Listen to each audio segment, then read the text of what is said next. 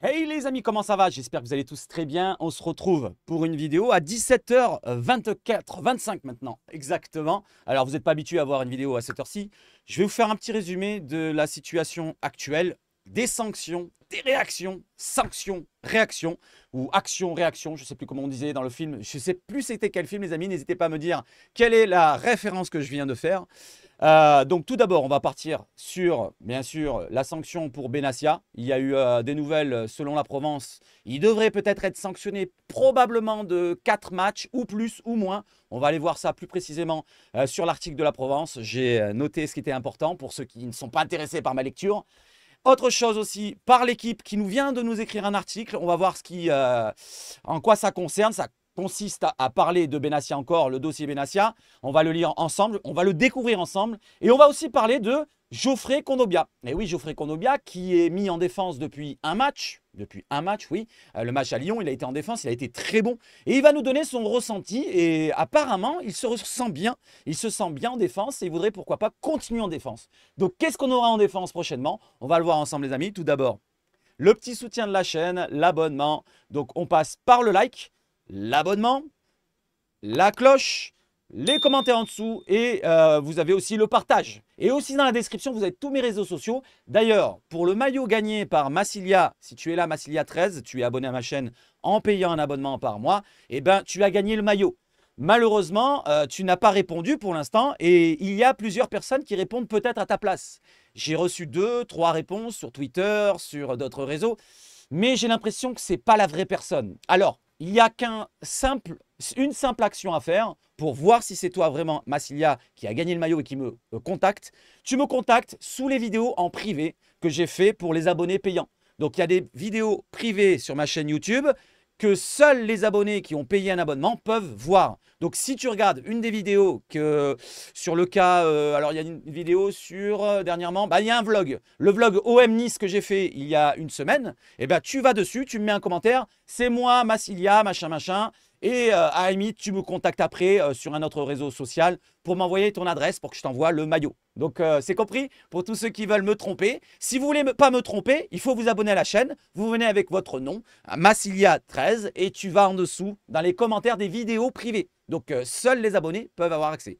Allez, je continue les amis avec quoi? L'introduction.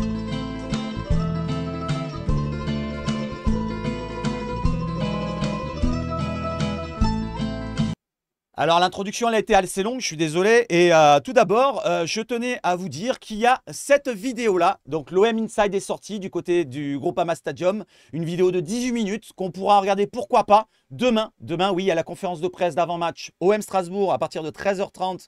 Peut-être 14h, mais on sera là à partir de 13h sur ma chaîne Twitch. Je vais vous montrer comment ça fonctionne. Vous allez sur ma chaîne Twitch, ici, regardez, hop. Vous allez sur ma chaîne Twitch, il y a les liens en description, vous cliquez dessus, vous vous abonnez, c'est gratuit, c'est comme YouTube. Et après, vous pouvez suivre toutes les conférences de presse avec moi. Bien sûr, celles que je peux. Dernièrement, il y en a une ou deux que j'ai loupées parce que je ne pouvais pas. Là, normalement, demain, je peux. Je vais être éclatax, mais je mettrai les lunettes comme d'habitude. On passera un bon moment ensemble. On vivra la conférence de presse ensemble et on vivra pourquoi pas l'OM Inside ensemble pour ceux qui n'ont pas accès parce que c'est payant, il faut être membre peuple bleu et blanc sur OM, le site de l'OM. Donc si vous voulez, on la vit demain, ça dure 18 minutes environ. Je reviens sur l'autre écran. Voilà, donc ça dure 18 minutes. Il y a des passages comme vous voyez ici avec Longoria qui est super heureux de cette victoire avec Roberto De Zerbi. Il y a d'autres images juste derrière avec le trio fabuleux entre Fabrizio Ravanelli, Mehdi Benassia et Pablo Longoria. Il y a d'autres images aussi derrière avec les supporters qui attendaient donc du côté de Marignane. Donc les joueurs, on voit Murillo, on voit d'autres joueurs, j'arrive pas à capter. Oui, il y a Greenwood devant qui chante, qui danse et ça fait plaisir de voir ces images. Si vous voulez les vivre ensemble avec moi, demain à partir de 13h, peut-être même avant ou peut-être juste après, entre 12h45 13h05, à peu près, je serai là en direct et on vivra ça avant la conférence de presse qui commencera à 13h30. Voilà les amis, si vous voulez le voir, c'est demain. Alors, je continue.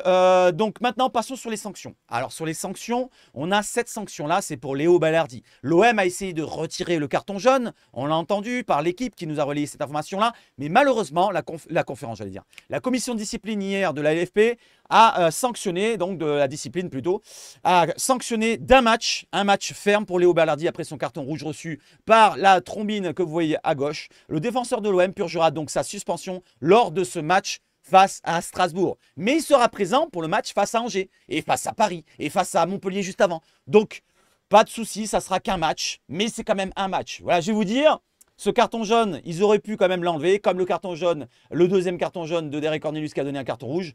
Mais malheureusement, les sanctions, eh ben, elles sont contre l'OM, elles sont fermes. On continue avec les sanctions. Cette fois, on passe sur Mehdi Benassia.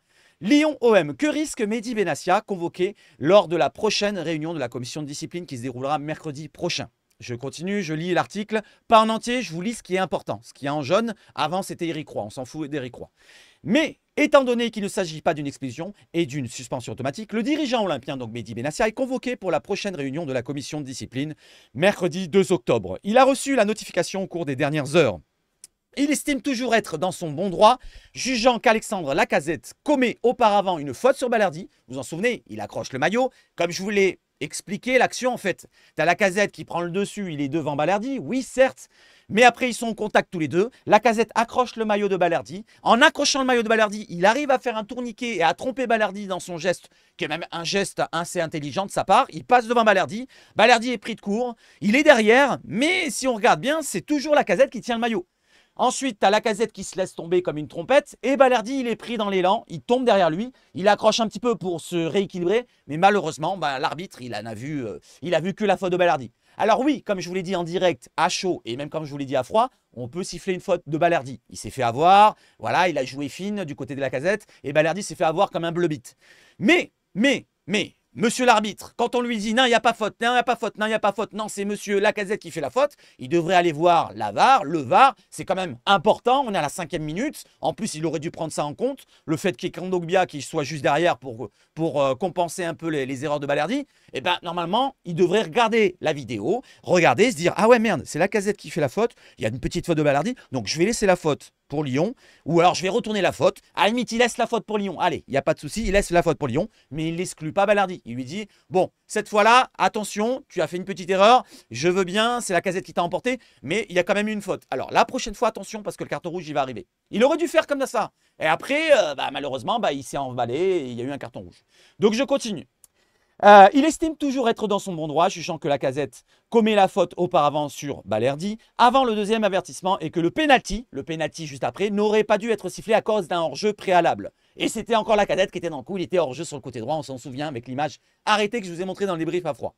Je continue, ce qui est important, mais les propos blessants hors rencontre est passible de 4 matchs de suspension. Voilà, c'est surtout sur ce point-là qu'on estime qu'il mérite une sanction du côté de Benassia. Donc 4 matchs de suspension et la commission peut alléger. Donc si Benassia prend sur lui, mais je ne pense pas qu'il va prendre sur lui, parce que vu comme il est assez sanguin et franc du collier, un peu comme moi, là, ou alors dire la sanction. Alors, je pense qu'on va partir sur du 4 matchs. Peut-être du 5. Voilà, je dis 4-5 matchs, un petit peu comme l'équipe va l'écrire tout à l'heure dans l'article que je vais vous lire. Quelle que soit l'issue de la prochaine réunion, Benassia conservera cette ligne de conduite et n'hésitera pas à monter au créneau quand la situation l'exigera, selon lui. Donc, il va continuer à taper du poing sur la table quand il estimera qu'il y aura une chose qui n'ira pas à l'encontre de ce qui est juste. Eh bien, il le dira. Voilà, il le dira, il restera franc. Allez, on continue sur Benassia et on y va tout de suite. Discipline, un rapport d'arbitre contre Mehdi Benassia, le conseiller sportif de l'OM. Donc ça a été écrit tout à l'heure, il n'y a même pas une heure. Hein. Regardez, il est 17h30, 16h47. Saisi par le Conseil national de l'éthique à la suite des théories complotistes de Mehdi Benassia à l'issue de Lyon-OM 2-3, la commission de discipline de la LFP aura également un rapport d'arbitre relatant ses comportements à la mi-temps. Le cas de Mehdi Benassia ne sera pas aisé à défendre mercredi prochain devant la commission de discipline de la LFP, comme l'a révélé l'équipe. Le Conseil national de l'éthique, CNE, a saisi l'instance disciplinaire pour qu'elle sanctionne le conseiller de Pablo Longoria, le président de l'OM, qui s'en est pris à l'arbitrage au micro de DAZN à l'issue de Lyon-OM 2-3 dimanche dernier. Je ne suis pas surpris de ce qui s'est passé. Ça, c'est Mehdi Benassia qui répondait à DAZN. Monsieur Bastien, Lyon, Marseille, regardez l'année passée. Il était déjà l'arbitre lors de la défaite de l'OM 1-0. Regardez les épisodes. Avait pesté l'ancien défenseur du Bayern Munich, qui avait enchaîné. Et la semaine dernière, lors de la victoire face à Nice, c'était pareil avec l'exclusion de Cornelius. C'est normal qu'on ait peur durant la semaine que ce soit Monsieur Bastien qui nous arbitre. C'est normal? En fait, c'était une question. Est-ce que c'est normal d'avoir peur qu'un arbitre soit, voilà, aussi, voilà, vous voyez ce que je veux dire. Il risque entre 4 et 5 matchs de suspension selon l'équipe. Le CNE a vocation à saisir la commission de discipline pour les écarts en dehors des rencontres et il a donc fait, dénonçant notamment par la voix de son président Patrick Anton, les théories complotistes de Benassia. Alors, j'ai vu aussi dans les réseaux que Patrick Anton était un ancien avocat du côté de la région lyonnaise. Alors, je ne vais pas vous le montrer, ce petit tweet, mais bon, on ne va pas aller jusqu'au complot jusque-là. Est-ce qu'il est vraiment lyonnais dans son âme? Je parle de Patrick Anton. Je ne sais pas, qu'est-ce que vous en pensez, vous? Est-ce que vous pensez qu'il y a un complot contre l'OM? Je continue. Mais selon nos informations, un rapport d'arbitre a également été établi pour le pétage de plomb de Benassia à la mi-temps. Autant dire que la commission de discipline de la Ligue bénéficie de tous les éléments pour sanctionner sévèrement mercredi prochain le dirigeant marseillais qui risque autour de 4 à 5 matchs de suspension. Alors là, du côté de l'équipe, on dirait qu'ils n'aiment pas vraiment Benassia. Bon, déjà, ils n'aiment pas trop l'OM en général, mais j'ai l'impression que là, le dernier article qui avait été écrit, je n'avais pas souligné le fait qu'ils disent dedans, si vous voulez trouver Benassia, vous le retrouvez dans des bars à chicha ici et là. Je trouve que c'est quand même discriminant et un peu, je ne vais pas dire raciste, mais il y a un petit peu propos bizarre quoi là-dedans, de monsieur Mathieu Sguégueil. Voilà, c'est toujours la même personne, on le sait très bien. Il est proche de la région parisienne, il descend sur Marseille, il vit pour Marseille. Ah bon, il vit pour Marseille, je veux dire, il est dans les conférences de presse de Marseille, de l'Olympique de Marseille. Mais est-ce que vraiment, il n'a pas quelque chose contre l'OM, finalement, au bout du compte? Je parle de lui, mais je parle d'autres aussi, hein, du côté de l'équipe. Voilà, on ne va pas taper du poing sur la table pour l'équipe et on va continuer avec les actualités autour des sanctions. Parce qu'il y a des sanctions aussi pour les supporters. Le match contre Nice, je l'ai vécu, vous l'avez vécu. Et il y a eu cette petite feu d'artifice, ce petit feu d'artifice du côté du CU, donc des Ultras qui ont fêté leurs 40 ans. Il y a eu aussi du côté des MTP. Et la zone MTP est sanctionnée d'un match ferme. Donc les MTP, un match ferme. La zone des CU 84 est sanctionnée, d'elle, d'un match ferme plus 2 matchs de sursis. Donc un match ferme des deux côtés. Ça sera le OM Angers. Donc voilà, ils n'ont pas pris en compte le OM Paris d'après. Comme je vous l'ai dit, hein. Je vous ai dit, c'est soit un match, ça va être OM Angers, soit on attendra de voir après le match d'OM Paris. Voilà, il ne faudra pas sanctionner le match d'OM Paris. Et comme il le dit BOM, il nous dit, les deux zones seront donc ouvertes pour OM PSG, à moins qu'il y ait un souci lors du match. Ben non, il n'y aura pas d'autre match. Entre deux, il n'y aura pas d'autre match. Donc voilà, donc il y aura le match contre Paris Saint-Germain qui sera au complet. Donc ça, c'est une bonne nouvelle, au moins une petite sanction. Bon, on s'y attendait, hein, franchement, on s'y attendait. Là, bon, il ne faut pas non plus dire complotiste. On le savait, à chaque fois qu'il y a un feu d'artifice ici et là, il y aura une petite sanction. Là, c'est un match. Voilà, c'est malheureux pour les supporters qui se déplacent, qui veulent voir des matchs. C'est OM Angers, donc c'est pas le plus important. C'est important tous les matchs, mais c'est pas le plus sensationnel. Donc comme ça permettra à moi, comme d'autres, ceux qui hésitaient à aller au Vélodrome pour voir le match OM Angers, de ne pas y aller. Je vais pas y aller parce qu'il y a les virages qui sont vides. Et je continue. Allez, je continue avec l'actualité. Une petite statistique, Roberto De Zerbi, à l'occasion de devenir le seul entraîneur de l'histoire à l'OM, a réalisé un sans faute lors des 4 derniers déplacements. Premier déplacement en championnat en cas de succès à Strasbourg. Donc on a gagné à Brest, on a gagné à Toulouse, on a gagné à Lyon. Et là, si on gagne à Strasbourg, ça sera le seul coach olympien dans l'histoire de l'OM à gagner ses 4 premiers déplacements. Donc félicitations à lui pour l'instant pour son bon début de saison. Le jeu prôné, les idées de jeu toujours vers l'avant, même quand on est à 10 contre 11, il fait rentrer les attaquants. Ça, c'est quelque chose qui marque quand même. Il y a aussi ce côté soudé du groupe qui est très important, mais je ne vais pas vous détailler tout ce qui va du côté de l'OM actuellement. Je l'ai assez détaillé dans mon débrief de Lyon-OM. Pour ceux qui sont intéressés, n'hésitez pas à y aller sur la chaîne. Allez, on continue et je vous remontre vite fait la conférence de presse d'avant-match Strasbourg-OM aura lieu demain à partir de 13h30 au centre d'entraînement et je vous montre vite fait comme je vous l'ai montré tout à l'heure. Ça se passera ici sur ma chaîne. Donc on est 839, c'est pas mal quand même, hein. Je fais jamais de live, on est déjà presque autant que sur YouTube. Non, quand même pas, mais vous voyez ce que je veux dire. Donc si vous voulez vivre la conférence de presse en direct, vous allez directement sur le Twitch OM officiel. Mais comme il y a beaucoup de monde, si vous participez dans le chat, il n'y a personne qui vous répondra. Moi, je vous répondrai. On parlera entre nous, on détaillera un petit peu la conférence de presse. Pour l'instant, je ne sais pas qui sera avec Roberto De Zerbi. On verra ça demain après-midi. À partir de midi et demi, j'ai dit 13h. À partir de 13h, on sera en direct sur ma chaîne. Voilà, comme vous le voyez sur ma bio, c'est marqué ici. Vendredi, 13h, donc demain, 13h, conférence de presse avant-match Strasbourg-OM ensemble, donc dans 19h exactement. Allez, on enchaîne les amis, on revient sur l'actualité. Et on va se faire quoi les amis? Tiens, on va se faire un petit point presse. On revient sur l'autre écran. On va se faire un petit point presse. Allez, let's go. Le petit point presse, je cherche la barre. Il est là. Ouais, c'est le point presse. Alors, le petit point presse, je vous ai parlé de Kondo. Est-ce qu'il aime la défense ou pas? Je bois un petit coup, on va lire l'article ensemble. Alors, Kondo fait la police en défense. C'est le titre, je l'ouvre, c'est en format comme il faut. N'hésitez pas à me dire dans les commentaires si vous n'arrivez pas à lire. Normalement, j'ai mis au format pour pouvoir lire sur un téléphone. Comme ça, si vous voulez lire de votre côté, n'hésitez pas à lire à votre sauce. Kondo fait la police en défense. 5 minutes de lecture, Tristan Rapo. L'international centrafricain ne serait pas contre une reconversion en défense, sa priorité étant de rester un contributeur actif des succès de l'Olympique, même s'il n'a pas écarté l'idée de rester un pilier du milieu de terrain. Là, je suis ici, là où c'est en gras. Option replacée en charnière lors de l'Olympico pour pallier les absences. Le milieu de formation a été déterminant dans la victoire des siens. Et si son avenir se dessinait là, plutôt qu'un cran plus haut, quand Rabiot renouera avec la compétition. Et oui, il y a Rabiot qui arrive. On l'a vu hier, qu'il est de retour à l'entraînement collectif. Donc il va revenir assez rapidement. Il va être titulaire, je pense, à côté de Højbjerg, normalement. Avant que l'Olympico ne bascule dans la 4e dimension, ils étaient deux. 2 défenseurs centraux, 2 métiers alignés d'entrée sur la pelouse du parc OL. Lilian Brassier, exilé dans le couloir gauche, où il a courageusement dépanné en l'absence de Quentin Merlin, et Léo Balerdi qui devait interpréter son rôle préféré.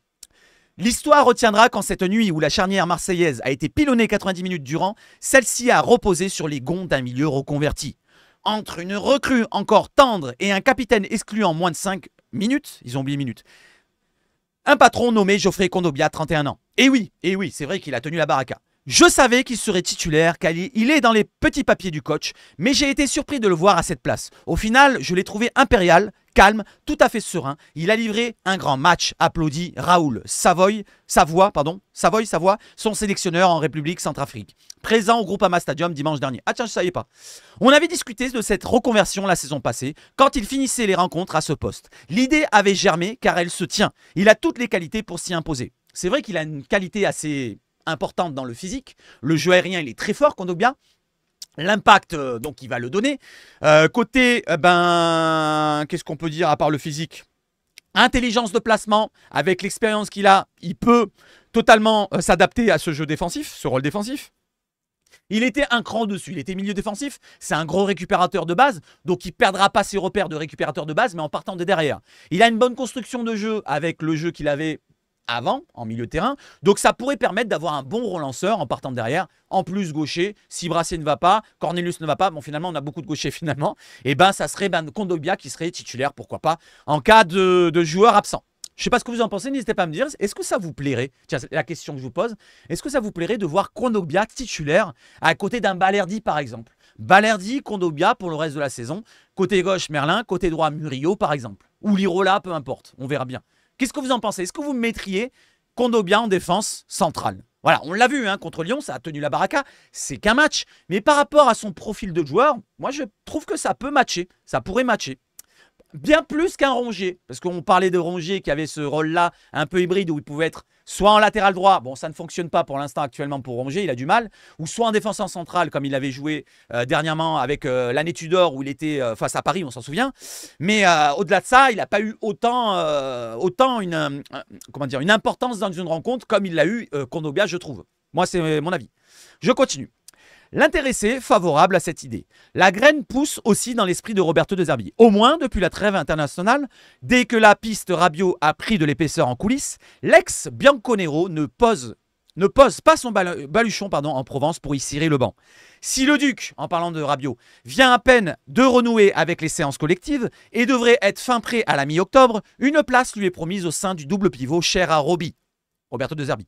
Un secteur où l'OM rayonne déjà en son absence grâce au binôme Højbjerg-Kondogbia. Donc si Roby prend Rabiot, il va le mettre titulaire, il va le mettre à côté de Højbjerg. Et Kondogbia, il n'aura plus sa place. Donc c'est pour ça qu'il faudra voir si Kondogbia veut être un remplaçant de luxe pour ce milieu de terrain ou alors veut caler dans la défense si bien sûr ça ne fonctionne pas derrière. On ne sait jamais. Parce que Brassier, pour l'instant, il est titulaire. Cornelius, il a eu un peu de temps de jeu parce que Brassier n'était pas là, parce que Balerdi était blessé. Mais voilà, donc il y a déjà 3 défenseurs. Et je ne parle même pas de Maïté qu'on a oublié. Voilà, donc Kondogbia, est-ce qu'il aurait sa place par rapport aux autres? N'hésitez pas à me dire. 2 places pour 3, sans oublier Ismaël Koné et Valentin Rongier. Là, on parle du milieu de terrain. Meilleur joueur du club, voire de Ligue 1, en ce tout début de saison. Pierre-Emile Højbjerg y est indéboulonnable.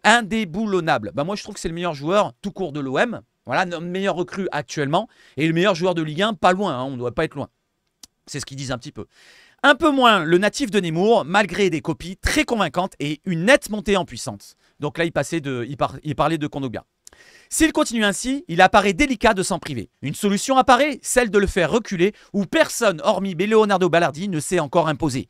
Et oui, parce que Brassier, il a du mal, début de saison, ça va un peu mieux sur les derniers matchs, il monte un petit peu en puissance doucement. Et Cornelius, je trouve que là, ils sont un peu sévères, je trouve que la première mi-temps, j'oublie à chaque fois si c'était contre Brest ou le match d'après. La première mi-temps qu'il fait, où il est un peu dans le dur, je crois que c'est contre Toulouse à domicile, dites-moi si je me trompe. Donc, Derek Cornelius, la première mi-temps qu'il fait, où il est délicat, il fait des erreurs ici, défensives et ça, là, et ça. Il s'est bien repris. Cornelius, je trouve qu'il s'est bien repris depuis. Il a été correct. Mis à part son exclusion contre Nice, qui était franchement trop sévère, je trouve qu'il a été pas mal. Bien mieux qu'un Brassier. Donc, mis à part Ballardi qui lui s'est imposé, même si ce début de saison est assez compliqué pour lui. Blessure, carton rouge. Pour l'instant, il n'est pas encore parti dans sa saison. Ballardi, on va attendre de voir avant de dire qu'il s'est imposé en tant que capitaine ici et là. Pour l'instant, attendons de voir dans la durée. Il a fait une excellente saison l'année dernière. Moi, je vais vous dire, une saison, ça peut aussi être une saison irrégulière juste derrière. Attention. Donc, je ne lui porte pas la guigne, je touche du bois pour Ballardi, mais pour l'instant, il ne s'est pas encore imposé. On a aussi des milieux qui peuvent renforcer notre défense, comme Geoffrey Kondogbia, qui a parfois occupé cette position à l'Atlético Madrid, avait d'ailleurs soufflé Roberto De Zerbi comme un présage avant le déplacement à Lyon. Sa prestation, un quasi sans faute, même s'il a été devancé par Ryan Cherki dans le temps additionnel pour le 2-2, donne un peu plus d'épaisseur à cette théorie. L'intéressé n'en fera pas une affaire d'ego. Ravi de pouvoir enfin montrer son vrai visage au pied de la bonne mère, Kondo s'imagine sans problème en pilier de l'arrière-garde sur le long terme. Même s'il n'a pas renoncé à marquer son territoire un cran plus haut, donc au milieu de terrain, c'est un compétiteur. La seule chose qui compte à ses yeux, c'est de faire partie de cette aventure et de contribuer au succès de l'OM. Peu importe où il devra jouer, insiste un proche. Donc là, lui, peu importe où il jouera, du moment qu'il soit important pour l'effectif, pour le groupe, pour l'équipe.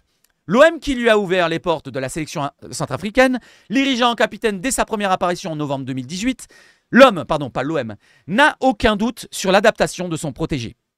Ça peut lui convenir à merveille. Il a toujours été un joueur d'axe, ça lui offre quelques repères. On sait aussi que l'âge avançant, dans toutes les ligues du monde, on a plus tendance à reculer sur le terrain que l'inverse. Rappelle Raoul Savoy. Il a un grand calme pour gérer en dernier rideau les situations stressantes. Diriger une ligne défensive très haute n'est pas un problème non plus. Certes, il n'a pas une grande vitesse, mais il va compenser par son sens du placement, comme je le disais tout à l'heure, et une anticipation aiguisée, comme je l'ai dit, pour la récupération de balles. Ça, c'est pour l'aspect défensif pur, mais il y a aussi le volet relance. Comme je l'ai dit tout à l'heure, je n'ai pas lu l'article, vous voyez, je suis quand même un analyste expert. Je continue.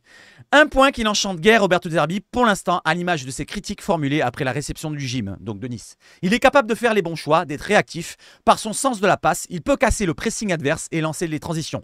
En plus, il est gaucher, Ballardi droitier, ça peut le faire la paire, ajoute le technicien suisse. Ravi d'avoir retrouvé son protégé affûté.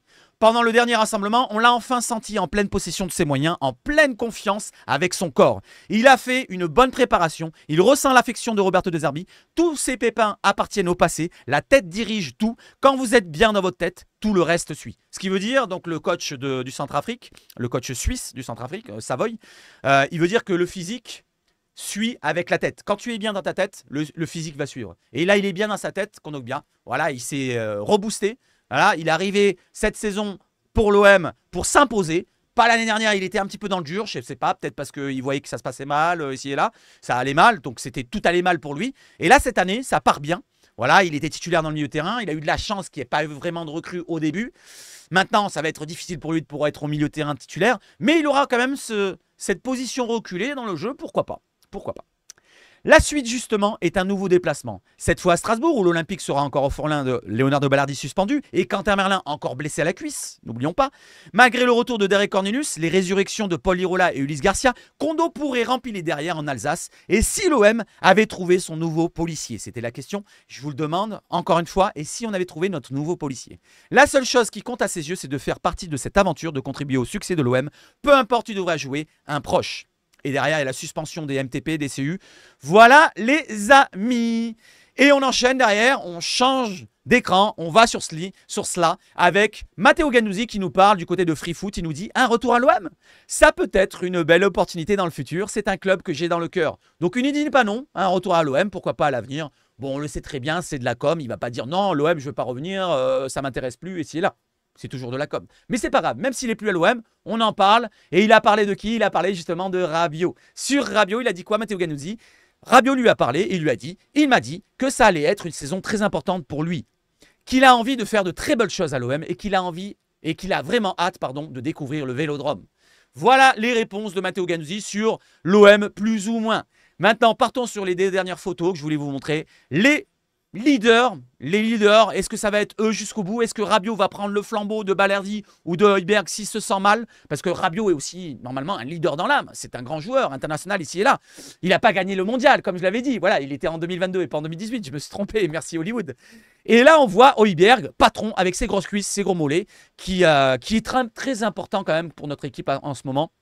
En tant que leader sur le terrain, en leader même dans les vestiaires, on le voit beaucoup parler, que ce soit dans les OM Inside ou même dans toutes les vidéos que vous voyez. Il est très important par la parole, par le geste, même défensivement, offensivement, un peu moins, mais quand même, il est dans la création, en départ de la création du jeu. Et je trouve que, voilà, enfin, j'arrête pas de le répéter, mais c'est franchement une recrue qu'il nous fallait. Voilà, un patron dans ce cœur du jeu. Et franchement, cette recrue-là, quand elle est arrivée, déjà, j'ai été surpris. Voilà, on s'y attendait pas. Hein. Franchement, personne l'a relayé. Il n'y a aucun insider de mes deux qui l'a relayé. C'est l'équipe, je crois, qui l'a relayé en premier. Bravo à eux pour une fois. Et l'information est sortie d'un coup comme ça et ça a été fait le jour même. Donc, Højbjerg, pour ma part, c'est la super recrue. Espérons que Rabiot soit une super recrue. Espérons que tous les autres, comme Greenwood, continuent dans la même lancée, même s'il a un peu plus de mal en ce moment. Espérons que Eli Wahi commence à émerger parce que là, il a du mal. Espérons que toutes les recrues soient bien pour qu'on vive une grande saison. Autre joueur, donc j'en parlais, Rabiot justement, à côté de Pierre-Emile Højbjerg. Est-ce que ce ne serait pas le meilleur milieu de terrain de la Ligue 1? Je pense que oui. Oui, point de vue potentiel, je pense que c'est la meilleure paire de milieu de terrain de la Ligue 1 et de loin. Je continue les amis, on regarde s'il y a de l'actualité du côté du site de l'OM. Vous le voyez, il y a le site de l'OM qui nous met Inside OM et c'est pour demain. Demain avant la conférence de presse qu'on vivra ensemble sur ma chaîne. Je vous montre vite fait comment ça fonctionne. Vous allez sur ma chaîne, ici, vous vous abonnez. Vous voyez, on est 839 en tout. Et bien, pourquoi pas on monte à 1000 avant demain. N'hésitez pas à vous abonner en ayant les descriptions qui entrent juste en dessous. Je reviens. Et je termine avec quoi? Je termine avec ça. Au sommet de la tour, Adrien Rabiot a l'occasion de porter son numéro 25, de se confier sur ses premiers moments en tant qu'Olympien. Bon, ça, on ne va pas l'écouter. Même si ça dure 1 minute 30, c'est pas long. On ne va pas l'écouter. On va juste rafraîchir la page pour voir s'il y a de l'actualité de dernière minute. Chez nos amis de InfoOM. Donc ça, je l'ai lu, c'était l'équipe. Voilà, je l'ai lu. C'est la Provence aussi, je l'ai lu. Du côté de BioM, nos amis. Non, il n'y a rien. Et du côté de Karimatab, est-ce qu'il y a quelque chose de nouveau? Non, c'est les sanctions. Et du côté de la Minute, on l'a vu tout à l'heure, c'était la conférence de presse qu'on a vue ici, la dernière info. Du côté de Mercato OM, il n'y a rien du tout. Donc, il n'y a pas d'informations en plus de ce que je viens de vous citer, les amigos. On pourrait regarder, de dernière minute, on pourrait faire ceci, on pourrait faire cela, on pourrait regarder ici, on pourrait regarder OM, s'il y a une dernière information, elle tomberait là. Voilà, donc par exemple, dernière information, comment se procurer les dernières places pour le Classico? Pour ceux qui veulent aller voir le match OM-PSG du 27 octobre, par exemple avec moi, je vais essayer d'avoir une place, à partir du 1er octobre, pour ceux qui sont à l'abonnement OM, membre Peuple Bleu et Blanc sur le site de l'OM. Ça coûte 25 €, comme je vous l'ai dit. Regardez, c'est marqué ici. Je vous le montre vite fait. Ça doit être marqué ici. Je l'ai vu tout à l'heure. J'ai lu plus ou moins l'article là. C'est marqué. Putain, c'est marqué où ce truc? 25 €. 25 €. Ah, c'est pas marqué? Ah je l'ai vu tout à l'heure. Alors attendez. Je lis 2 secondes. Alors je lis mon propre peuple bleu et blanc, tchac.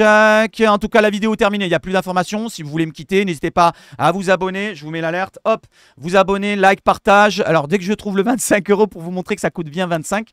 Là, ça n'a opportunité, match. Putain mais c'est pas possible, je l'ai vu tout à l'heure. Bon bref, c'est 25 € par mois. 25 € par an. Ah c'est là, voilà. Regardez là. Voilà, je vous mens pas. L'abonnement annuel, 25 €, permet également d'avoir des réductions. Regardez, vous avez des réductions en boutique ainsi que des accès à des contenus exclusifs sur le site du club. Par exemple, les OM Inside, vous avez accès avant les autres. Par exemple, 10% sur les maillots, 10% sur les tenues autres que des maillots, des places en avance sur les autres, sur le public. Voilà, donc si vous êtes dans le public que vous n'avez pas d'abonnement assis à la machin, vous avez les places après nous. Voilà, donc moi, je vais avoir une place à partir du 1er octobre. Si je veux aller au MPG, si je m'y prends bien le 1er octobre, je vais y aller directement sur le site de l'OM, prendre une place pour le Vélodrome. Et comme ça, je pourrai voir mon match OM-PSG. Et ceux qui veulent le vivre avec moi en direct du stade, n'hésitez pas à me contacter en privé. Pourquoi pas, on le fait à deux. Voilà, pour une fois, ça serait sympa d'avoir quelqu'un à côté de moi. Ouais, les amis, donc je pense que j'ai terminé. Je vais sur la fin. Il y a une dernière truc à voir. Il n'y a rien du tout. Et je vais faire ceci, cela. Il est 17h55. Je me suis lavé. Je vais m'habiller. Je vais aller au boulot. Et on se retrouve demain, donc à partir de, j'ai dit 13h. Voilà, n'oubliez pas la conférence de presse, 13h. Je vous remets encore l'alerte une fois. Voilà, un petit peu de racolage. Je m'en fous, c'est ma chaîne. Le petit like. Le petit abonnement. Alors, comment ça fonctionne l'abonnement? Tu vas en dessous là, en dessous ma tête, tu as marqué s'abonner. Tu cliques dessus, c'est gratuit. Le like, c'est pareil. Tu as un petit pouce vers le haut, petit pouce vers le bas. Si tu m'aimes pas, tu mets vers le bas. Si tu m'aimes bien, tu mets vers le haut. Le partage, c'est la flèche comme ça. Alors, qu'est-ce que c'est quoi le partage? Si tu partages dans tes réseaux sociaux. Si tu aimes le contenu, tu partages pour tes amis, ta famille, ici et là, pour faire connaître la chaîne. Comme ça, ceux qui veulent suivre l'actualité olympienne avec Seb, qui vous donne un avis assez différent de d'autres, eh ben, tu peux le partager à d'autres, le faire connaître à d'autres. Voilà les amis, allez, je vous souhaite de passer une excellente soirée. On se retrouve demain à partir de 13h. S'il y a une information qui tombe ce soir, malheureusement, eh ben, je ne serai pas là pour pouvoir le relayer. J'essaierai pourquoi pas de faire une vidéo demain avant ou après, pourquoi pas la conférence de presse, pour un peu relayer ce qui est tombé dans la nuit. S'il y a une information importante, s'il n'y a rien d'important, bon, on en parlera avant la conférence de presse demain sur la chaîne Twitch. Et malheureusement, il n'y aura pas de vidéo demain matin, je pense pas. Allez, vive le foot chez Seb Foot, les amis. Et surtout quoi? Alors attendez, il y a une dernière information qui vient de tomber. Oh putain, l'OM est vendu. Mais non, l'OM est vendu. Il y a des chameaux de partout. Allez, c'était le mot de passe. Des chameaux de partout. Vive le foot chez Seb Foot. Et surtout, allez l'OM.